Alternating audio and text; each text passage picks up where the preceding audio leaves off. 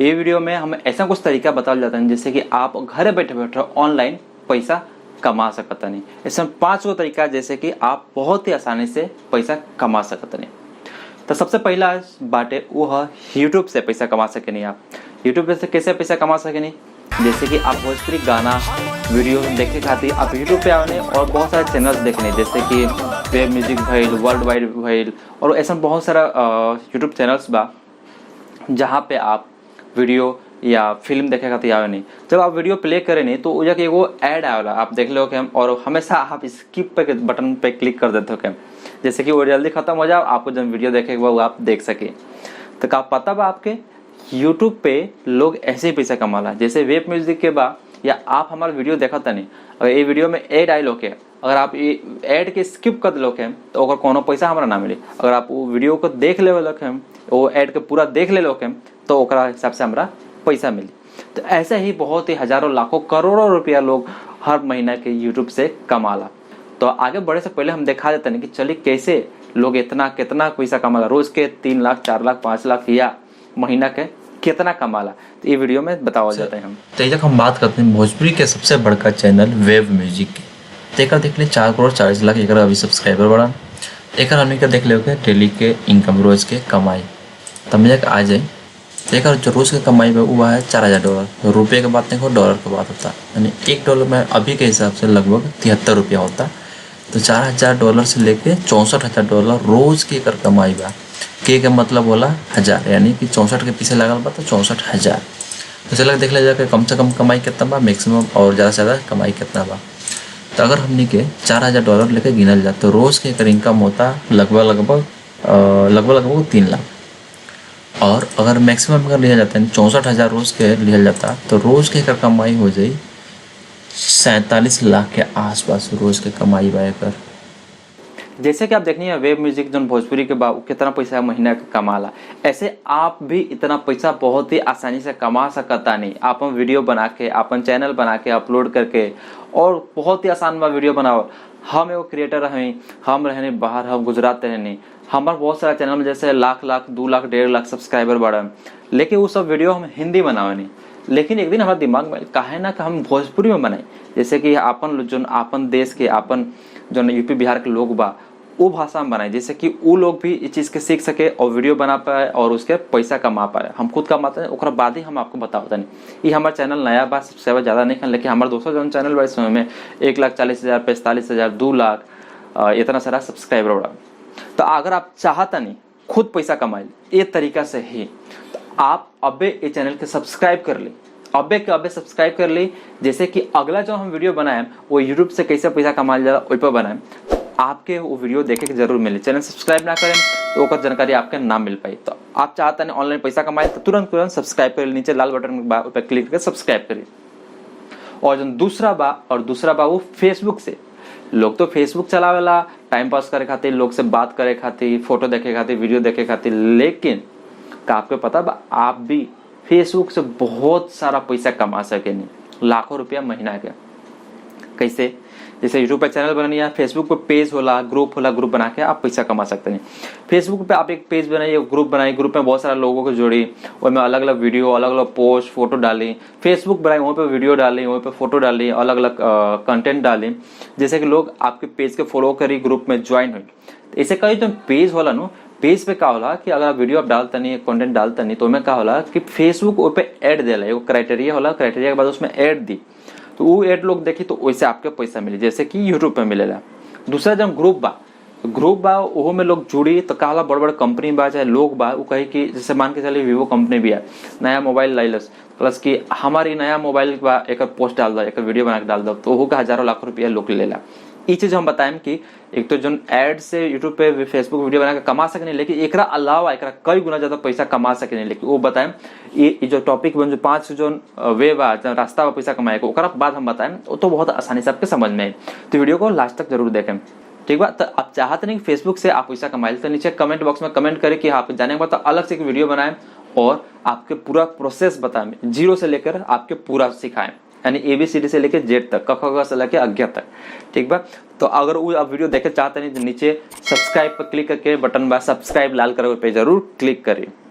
और तीसरा बा वो बा इंस्टाग्राम। और इंस्टाग्राम पे भी लोग अपन अकाउंट बना के अपन पेज बना के हजारों लाखों रुपया महीना का कमाला। जैसे कि हम बहुत सारे लोग के जानते नहीं, हम यूट्यूब क्रिएटर हैं, अलग अलग जैसे पैसा कमाने था। हमारे ग्रुप में इतना सारा लोग बा जो कि यूट्यूबर है, फेसबुक पर बा, सब कुछ बा, सब लोग शेयर करेला। हम मिले नहीं, सब बात करें, बता लो हम इतना पैसा कमानी, हम इतना कमानी। तो इंस्टाग्राम पे भी आप अपन पेज बनाई, ऊपर फोटो डाली, पोस्ट डाली, ओकरा हिसाब से आप पैसा मिली। पैसा कैसे मिली? जैसे बताओ वीवो कंपनी आयल, चाहे वो कोनो कपड़ा के कंपनी आयल, वो बोलस कि हमारा प्रमोशन कर दो, एगो हमारा पोस्ट डाल दो, तो पोस्ट डालला के आप 10,000 15,000 रुपया ले सके नहीं। कम फॉलोअर्स बारन तो आप 2,000 3,000 ले सके नहीं। अगर महीना के 10 गो भी ऐसा आ गई तो 2,000 भी लानी तो महीना का हो गल 20,000 रुपया। तो आप घर बैठा, अगर आप पढ़ता नहीं, चाहे आपके पास घर बैठा बनी, चाहे नौकरी करता नहीं, तो आसानी से रोज के आपके 1 घंटा 2 घंटा निकाले के बा और ये चीज करे के बाटे। तो इहो पूरा डिटेल में आप चाहते नहीं कि आप जानी पूरा प्रोसेस की कैसे इंस्टाग्राम से भी पैसा कमाया जाला, तो चैनल के जरूर सब्सक्राइब करिए और नीचे कमेंट बॉक्स में करिए कि आप सीखे चाहता नहीं, कि फेसबुक से चाहता नहीं, यूट्यूब से जानता नहीं, चाहता नहीं, कि इंस्टाग्राम से चाहता नहीं पैसा कमाएगा, तो नीचे कमेंट बॉक्स में कमेंट जरूर करिए। और ओकरा बाद बाटे चौथा बा ओ बा एफिलिएट। अब एफिलिएट क्या होला आगे हम बतानिए रहुआ के, जो यूट्यूब बतानिए, फेसबुक बतानिए, इंस्टाग्राम बतानिए, यही पर एक रिलेटेड बा एफिलिएट। एफिलिएट क्या होला? जैसे कि रहुआ बानी राउट कर कंपनी बा, कोनो सामान बेचता नहीं, का कहता नहीं कि हमारी सामान बेचवा दो, हम तारा के 10% कमीशन दें, ई होला एफिलिएट। तो हम आपको आपके सामान अगर हम बेचवा दनी, 100 रुपये का सामान हम बेचवा दनी, तो ओकर आपको जो कमीशन हमने के बात हुई, मान के चलिए 10% बात भली, 5% बात भली, तो आप 5% कमीशन हमरा के दे दें, यानी 5 रुपया। 10,000 के बाद आप 500 रुपया कमीशन आप दे दें। अब समझिए आपके पास हजारों लाखों फॉलोअर्स बारन, सब्सक्राइबर बारन, अगर एगो प्रोडक्ट डाल दनी आप यूट्यूब पर, वैसे अगर मान के चले 1 लाख सब्सक्राइबर बारन, अगर उनमें से 1,000 लोग भी खरीद ललस और 1,000 खरीद ललस और 500 रुपया भी आपके कमीशन मिलत, तो आप समझ ली कि आपके इनकम हो गई। तो ये हो गल एफिलिएट। अब एफिलिएट के संग आपको जैसे अमेजोन बा, फ्लिपकार्ट बा, ऐसे बहुत सारे वेबसाइट्स बाड़ी सन जो आप प्रोडक्ट और सर्विस के एफिलिएट करे ले सन।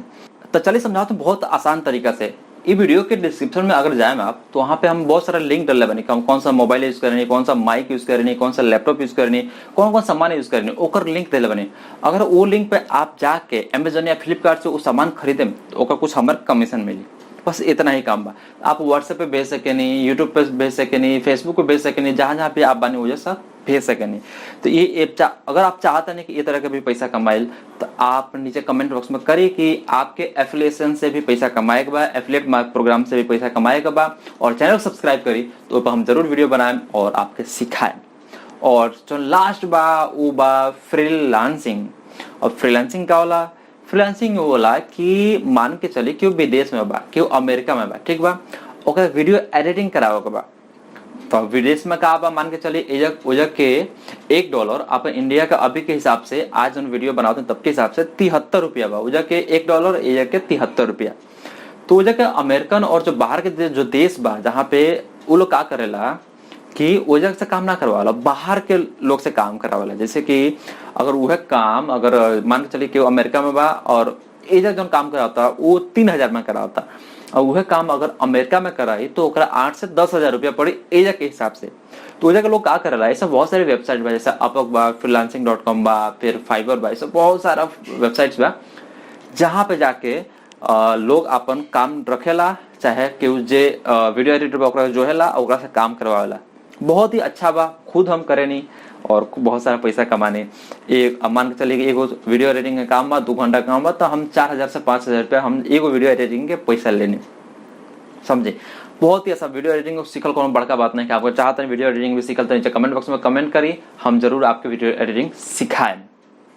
बहुत अच्छा। अब एक नहीं वीडियो एडिटिंग नहीं है, जैसे कि क्योंकि कॉपी पेस्ट करेगा, हेमे से उठा के हेमे डालेगा, हेमे से उठा के हेमे डालेगा बा, चाहे कि सॉफ्टवेयर बनाओ के बा, चाहे कि वो कोनो भी काम हो के, जैसे आर्टिकल लिखे के बा, कुछ भी काम हो के।